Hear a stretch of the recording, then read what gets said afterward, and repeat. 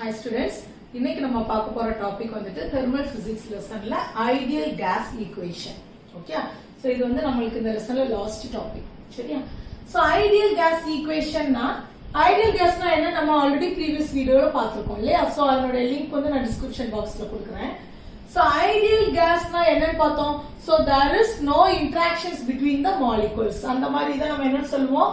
Ideal gas அப்படினு சொல்லுவோம். ஓகேவா?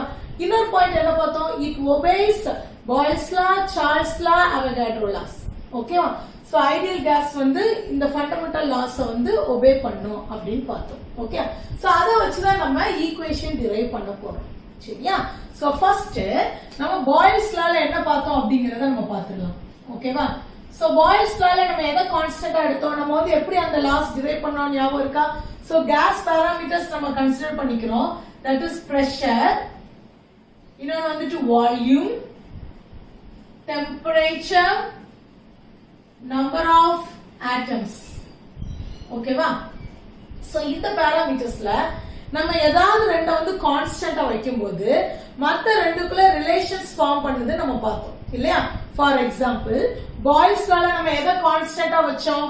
சோ பாய்ல்ஸ் லால வந்துட்டு நம்ம டெம்பரேச்சரும் ஃபிக்ஸ்ட் நம்பர் ஆஃப் ஆட்டம்ஸ் அங்க இருந்துச்சு. சரியா? ஃபிக்ஸ்ட் மாஸ் ஆஃப் கேஸ் இருந்துச்சு நமக்கு. ஓகேயா? சோ அப்ப இது ரெண்டு நமக்கு கான்ஸ்டன்ட்டா இருந்துச்சு. அப்ப இவங்க ரெண்டு பேருக்குள்ள ஒரு ரிலேஷன் ஃபார்ம் ஆச்சு. ஞாபகம் இருக்கா? சோ பாய்ல்ஸ் லால நம்ம என்ன பார்த்திருப்போம்? at constant temperature. Okay? So the volume is inversely proportional to the pressure and அங்க வந்து at fixed mass of gas நம்ம எடுத்திருப்போம். ஓகேவா? சோ அப்ப இத எப்படி எழுதிக்கலாம்? இங்க கான்ஸ்டன்ட்டா இருந்தது வந்துட்டு temperature and number of atoms. இது கான்ஸ்டன்ட்டா இருக்கும்போது நமக்கு ஈக்குவேஷன் என்ன வந்துச்சு? V is inversely proportional to P. That is volume is inversely proportional to pressure. Okay? இதுதான் வந்து நம்ம எங்க பார்த்தோம்? பாய்ல்ஸ் லால பார்த்தோம். சரியா? இப்போ அடுத்து சார்ல்ஸ் லால எதை கான்ஸ்டன்ட்டா எடுத்தோம் ஞாபகம் இருக்கா? பிரஷரை கான்ஸ்டன்ட்டா வச்சிருந்தோம். ஓகே? சோ பிரஷரை கான்ஸ்டன்ட்டா வைக்கும்போது நமக்கு எந்த ரெண்டு இதுக்குள்ள வந்து ரிலேஷன் உருவாச்சு? வால்யூம்க்கும் டெம்பரேச்சருக்குள்ள ரிலேஷன் உருவாச்சு. ஓகேவா? சோ இது எல்லாமே நம்ம ஆல்ரெடி பார்த்துட்டோம். ஓகே? சோ இதனுடைய லிங்க் உங்களுக்கு டிஸ்கிரிப்ஷன் பாக்ஸ்ல கொடுக்கிறேன். சரியா? சோ பிரஷரை கான்ஸ்டன்ட்டா வைக்கணும். ஓகேவா? சோ இது வந்து பாய்ல்ஸ் லா, இது வந்து சார்ல்ஸ் லா. ஓகே? சோ அங்க பிரஷரை கான்ஸ்டன்ட்டா வைக்கும்போது நமக்கு கிடைச்ச அந்த ஈக்குவேஷன் என்ன? Volume is directly proportional to the temperature. ஓகேவா? சரி, நெக்ஸ்ட் அவகாட்ரோ லாக்கு வரலாம். ஓகேவா? சோ இங்க எதை நம்ம கான்ஸ்டன்ட்டா வச்சோம் ஞாபகம் இருக்கா?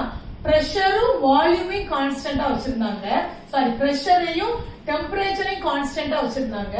அப்போ வால்யூம்க்கும் நம்பர் ஆஃப் ஆட்டம்ஸ்க்கும் நம்மளுக்கு ரிலேஷன் உருவாச்சு. சோ எப்படி பாருங்க. So pressure and temperature is constant. Okay? So அப்ப அங்க நமக்கு என்ன ரிலேஷன் கிடைச்சிச்சு அப்படின்னா volume is directly proportional to number of atoms. Okay? இந்த மூணு தான் நம்ம அந்த லாஸ்ல பார்த்தது. அது மூணே நம்ம எழுதியிருக்கோம். சரியா? இங்க கவனிங்க, லெஃப்ட் ஹேண்ட் சைடு ஃபுல்லா நமக்கு வால்யூம் தான் இருக்கு. இங்க தான் pressure, temperature, number of atoms இருக்கு. ஓகே? சோ நமக்கு ஒரு பக்கம் வந்து எல்லாமே சேமா இருக்கறனால நம்ம இத வந்து சேர்த்து எழுதிடலாம் இல்லையா? ஈஸியா மூணையும் கம்பைன் பண்ணிடலாம். ஓகே? சோ அப்ப எப்படி எழுதுறோம்னு பாருங்க. இந்த V அப்படியே இருக்கட்டும். ஏன்னா நம்மளுக்கு இந்த மூணு அந்த லெஃப்ட் ஹேண்ட் சைடு மூணுமே நமக்கு சேமா தான் இருக்கு.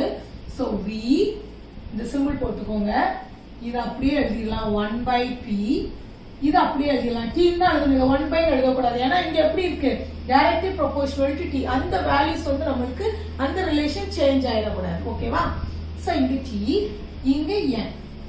இந்த N ஐ நம்ம கீழே எழுத கூடாது. புரியுதா? ஏன்னா இதை நம்ம ரீட் பண்ணும்போது இதே மீனிங் நம்மளுக்கு வரணும். சோ V வந்து இதுக்கு இன்வெர்ஸ்லி ப்ரொபோர்ஷனலா இருக்கு, T வந்து டைரக்ட்லி ப்ரொபோர்ஷனலா இருக்கு, and N வந்து டைரக்ட்லி ப்ரொபோர்ஷனலா இருக்கு. ஓகேவா? சோ இது எப்படி எழுதிக்கலாம்னா இப்போ நமக்கு இந்த சிம்பிள் இருந்துச்சுன்னா என்ன பண்ணலாம்?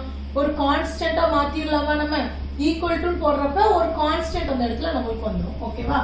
So V is equal to constant. Okay? So ஒரு கான்ஸ்டன்ட் இருக்கீங்க. சோ இது வந்து என்ன பண்ணிடலாம்? இந்த பக்கம் கொண்டு வந்துடலாமா நம்ம?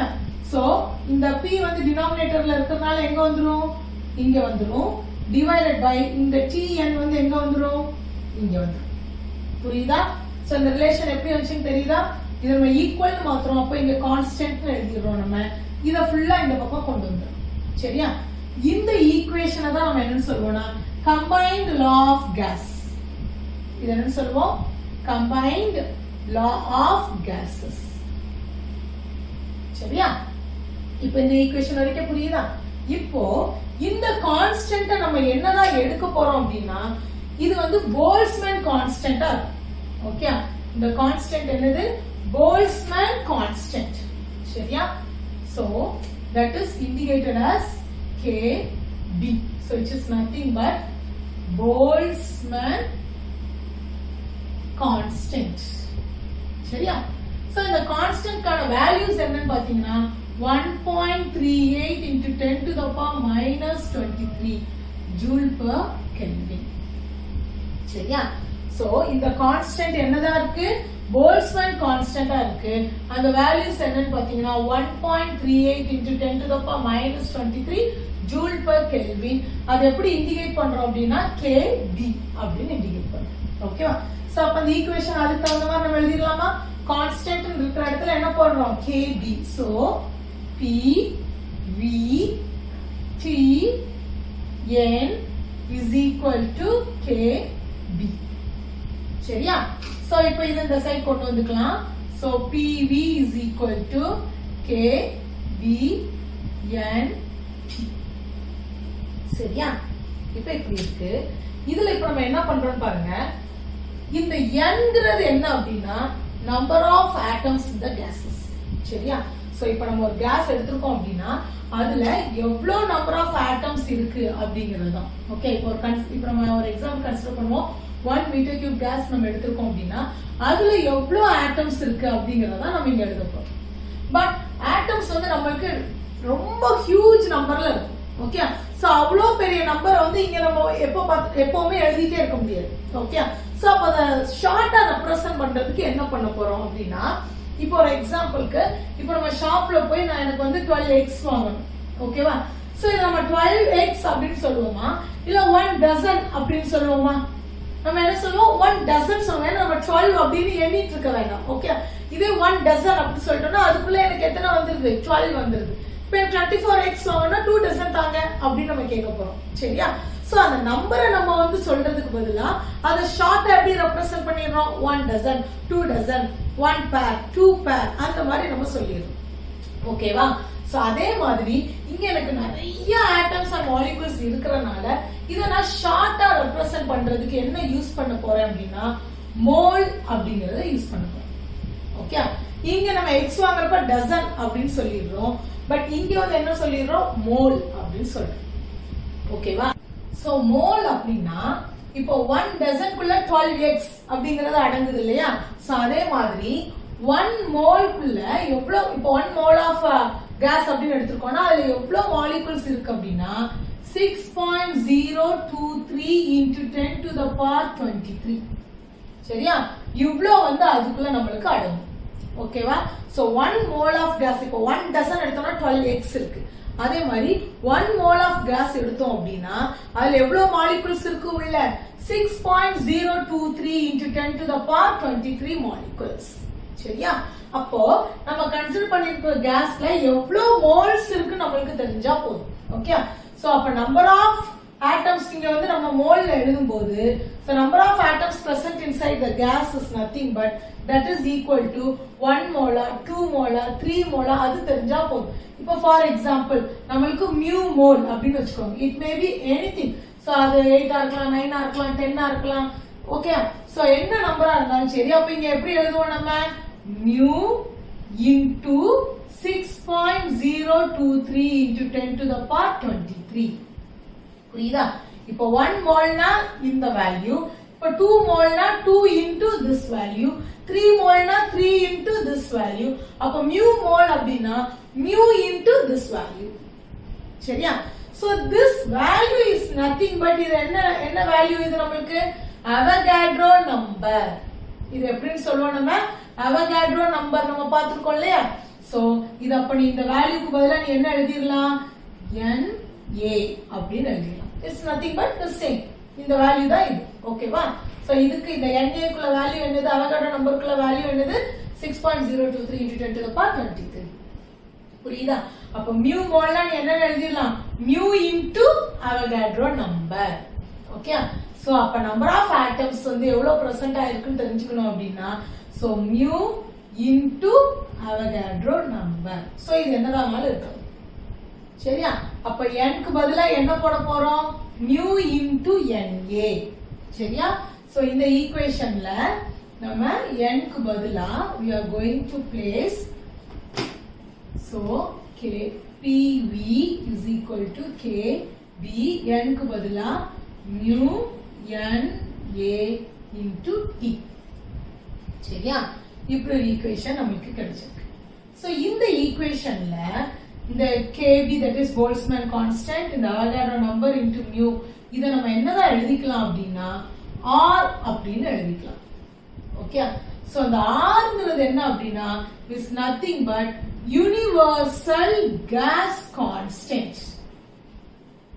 இது என்னது, universal gas constant. Okay? So அதோட இந்த கான்ஸ்டன்ட்னாலே நம்மளுக்கு மாறாத அப்படியே இருக்கும்னு அர்த்தம். அந்த வேல்யூ என்ன அப்படின்னா 8.31 joule per mole per Kelvin. Okay? இது அதனுடைய யூனிட். ஓகேவா?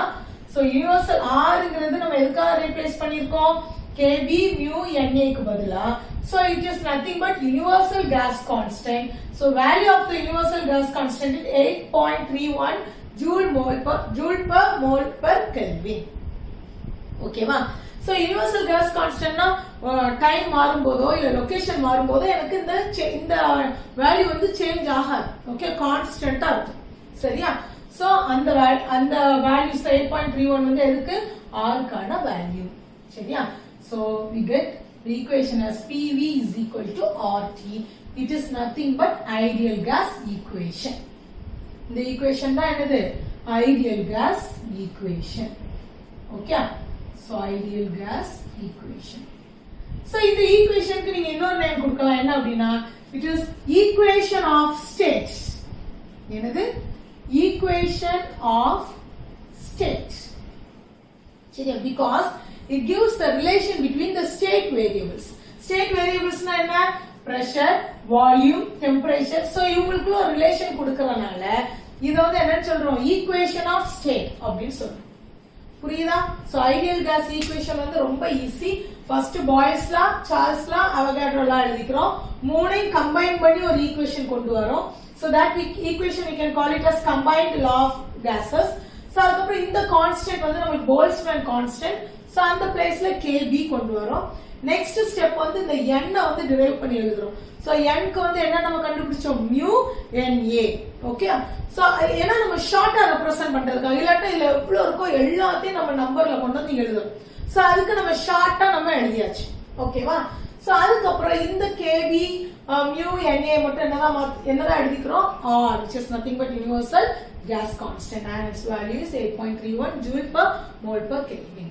Okay, and this equation you can call it as a ideal gas equation, or it is an equation of state, because other state variables kulla ஒரு relation கொடுக்கறனால நம்ம we can call that as a equation of state.